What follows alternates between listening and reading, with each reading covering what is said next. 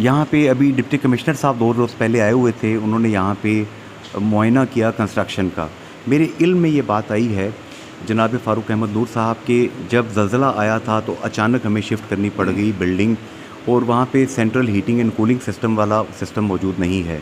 अब डॉक्टर बेचारे खुद अपनी जेब से, कितने डॉक्टर्स को मैं जानता हूँ, डॉक्टर एजाज़ हैं, डॉक्टर फैसल हैं, इसी तरह और बहुत से डॉक्टर्स हैं जिन्होंने अपनी जेब से पैसे लगा के एसी लगवाए हैं। अब नई जो बिल्डिंग है पार्ट 2 जो आपका फ़ेज़ 2 है, मैंने सुना है उसके अंदर से भी HAVC central heating and cooling system निकाल दिया गया। क्या जनाब वज़ीर आज़म साहब से और जनाब वज़ीर सेहत साहब से और जनाब सीनियर मोस्ट वज़ीर साहब से हम दरख्वास्त कर सकते हैं कि फ़ंड्स में थोड़ा इजाफ़ा करके ये चीज़ें भी डाल दें? फ़ायदा तो गरीबों को होगा ना, वरना गालियाँ कल डॉक्टरों को खानी पड़ती हैं कि जनाब डॉक्टर ख्याल नहीं कर रहे हैं। जी बिल्कुल सही बात है, लेकिन मैं सिर्फ इस पर इतना ज़रूर कहूँगा कि जब भी आप कोई प्रोजेक्ट जो है लॉन्च करते हैं तो उस प्रोजेक्ट की फेजिंग होती है, और फेजिंग में ज़ाहिर है कि आपने ये वर्कआउट करना होता है कि इस फेज़ में आपको क्या चाहिए और लास्ट फेज़ में क्या चाहिए जी। ये नामुनासिब होगा कि हम उस प्रोजेक्ट को पूरे टोटल के तौर पे देखें और कहें जी कि फ़ेज़ 1 में ही आप वो HR भी दे दें जिसने कि 3 साल बाद काम शुरू करना है। तो इस लिहाज से इसकी फेजिंग की जाती है। तो मेरा नहीं ख्याल कि हम किसी स्टेज पे इस तरफ जा रहे हैं कि जहाँ पे हम इन चीज़ों को कट शार्ट करेंगे, इनको फेजिंग। कूलिंग सिस्टम सर जी बिल्कुल, इस पे फोकस है हमारा। हमने पहले वाली बिल्डिंग में ये चीज़ मिस आउट हुई थी ज़लज़ले की वजह से। जी हाँ, और कंपनी की बड़ी तारीफ़ की थी हमने, मुझे याद है ये वाहिद आदमी हैं जिन्होंने तारीफ़ की थी, मैं नाम नहीं ले रहा कंपनी का, कि उस कंपनी ने 3 साल का प्रोजेक्ट हमें 2 साल में डिलीवर किया। उस कंपनी ने, मुझे नहीं तो पता कौन सी कंपनी है, मैं नाम भी नहीं ले रहा, उन्होंने इनका भी शुक्रिया अदा किया, मेरा भी शुक्रिया अदा किया।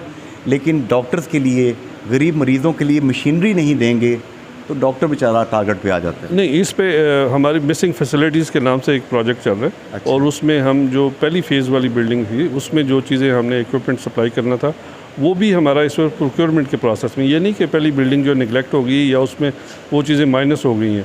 अलबत्ता प्रोसेसेस और चेंजेस ऑफ गवर्नमेंट्स और फिर यह है कि फाइनेंशियल क्रंचेस, इनकी वजह से प्रोसेसेस स्लो ज़रूर हुए लेकिन किसी जगह पे हैम्पर नहीं हुआ। जनाब एजाज साहब, आप एक जुमला कह दें, आप अपने DG साहब, क्योंकि PMA के सदर भी हैं आप, और सदर PMA का हमेशा लड़ाई करता रहता है, आखिरी बात आप बता दें, क्या आप अपने जनाब DG साहब से मुतमईन हैं?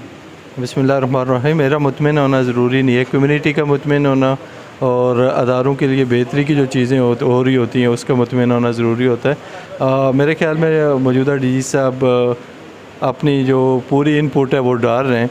अभी कुछ टाइम ही हुआ है लेकिन उम्मीद है कि चीज़ें मज़ीद बेहतर होंगी। Doctor CM Hanif MD ladies and children अस्पताल आपकी बड़ी तारीफ़ करते हैं। Thank you so much. वो कहते हैं कि जितनी यंग लॉट है इनमें डॉक्टर एजाज़ को पूरे आज़ाद कश्मीर की PMA का सदर होना चाहिए। ये डॉक्टर हनीफ का कहना है, उनके ख्यालात। ये मैं बेहद मशकूर हूँ डॉक्टर हनीफ साहब का, हमारे बुज़ुर्ग हैं, मोहतरम है, हमेशा उन्होंने इनकरेज किया जिसकी वजह से चीज़ें बेहतर होती हैं। ये उनकी गाइडेंस ही है कि जो हमें यहाँ तक लेके आई है। उम्मीद करते हैं कि आगे भी इंशाल्लाह चीज़ें बेहतर होंगी। Thank you so much sir. Thank you. आज के इस इब्तदाई प्रोग्राम से जुनैद अंसारी इजाज़त चाहता है। फ़ी अमान अल्लाह, हाफ़िज़ एंड गुड बाय।